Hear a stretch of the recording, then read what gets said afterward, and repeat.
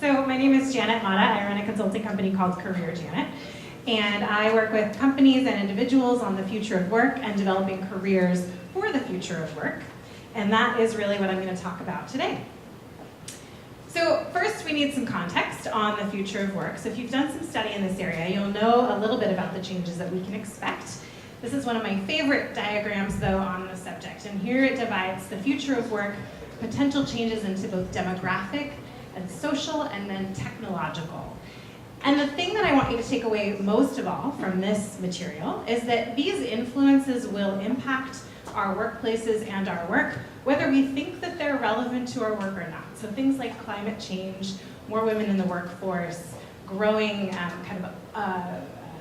growing economic prosperity from the lower classes into the middle and the upper class, those things will have an impact on the work that we do in HR and on how we operate in our organizations, whether we think that they're relevant or not. So just to be aware of some of the context that we're dealing with here is really important. These changes are also going to necessitate a change in the skills needed to do our work.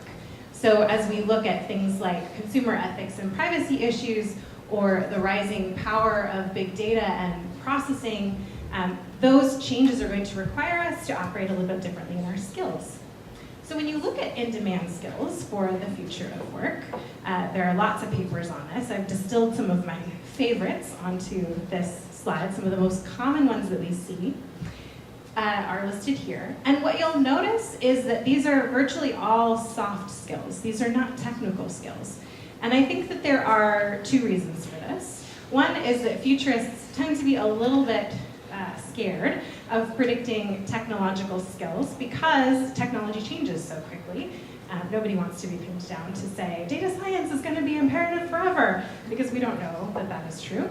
But what we do know is that the skills that make us uniquely human and the way that we operate as people in our organizations are going to rise as more in demand over time, because the technological functions will be taken up increasingly by the technology that we have in our organizations, things like AI and all of that data processing power. So as you think about large-scale impacts on the future of work, which I could do a whole talk on, and as we think about the skills that we need to operate in that environment, which I could do another whole talk on, we want to think about two things specifically as HR people. The first is that many, many people are going to need to change occupational categories and jobs over the next 30 years, we know that. The second is that HR plays a really important role in helping to make that happen. And we owe it to both our organizations and the people that work with us to be able to do that really effectively. So how do we do that? We do that through career development in our teams and our organizations. And I want you to think about career development as not just training for the profession that the people in your team and organization have today, but really training to learn new professions. It's a service that's important to the individuals, but also to your company as well. We can do that in 4 different ways. I may only have time for 3, so we'll see what happens here.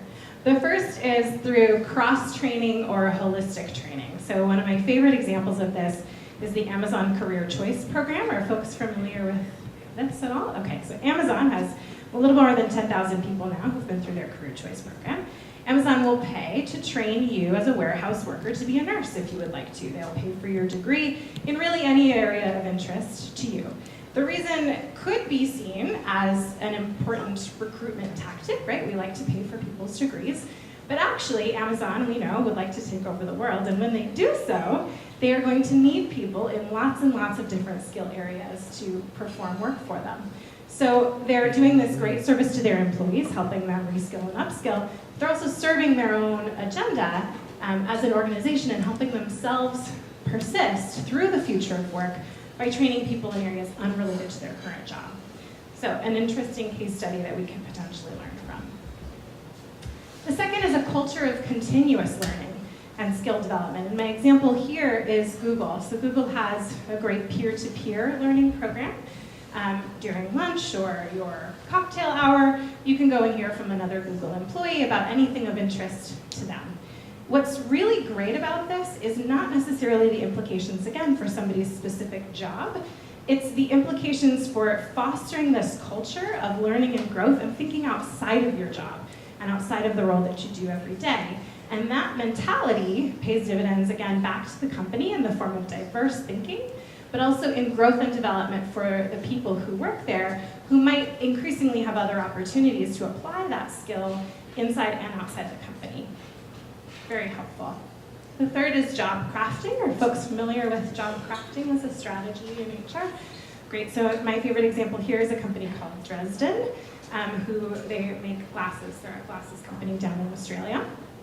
And they have historically hired people without job descriptions.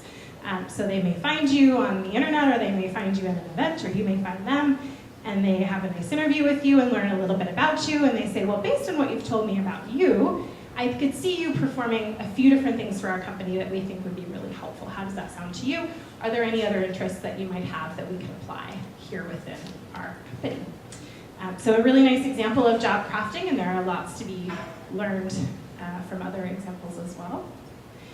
Finally, my fourth strategy for HR in developing careers for the future of work is in executing on partnerships. And one of my favorite examples from this are all the different skill-based, technical-based programs that are now providing technical education, both for enterprise agreements within organizations and to individuals as well. So I did some work for Springboard as a good example of this. They teach data science and digital marketing and a few other technical skill programs. And you can send as many people as you would like through one of their technical education programs, which frees up your resources as a company to make sure that you're utilizing that skill base really well internally. It does a nice service to your employees who are learning a new skill. And it partners really effectively with some of these education providers who are really uniquely positioned to provide those technical and hard skills to the people that you've hired, not necessarily for their technical and hard skills, but for their ability to learn, their curiosity, their agility. So finally, really importantly, it's important to confront fear when you're doing a career development program in HR and thinking about the future of work. One of the most common fears that I hear from HR departments and leadership is a concern that people will leave the company. So we've put all of this effort into training them and we don't want them to go away. What about all of that, this huge investment? It's actually in your best interest to train people to leave, because we also have a problem in HR sometimes with people who are too stagnant in our organizations.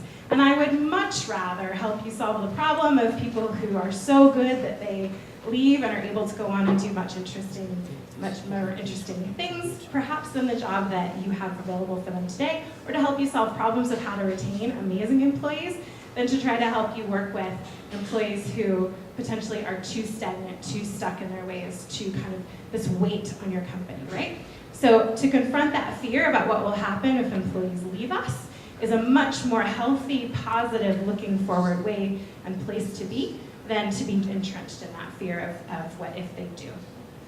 That is all I have today. You can connect with me at careerjanet.com or on LinkedIn, and I will stay around and chat later.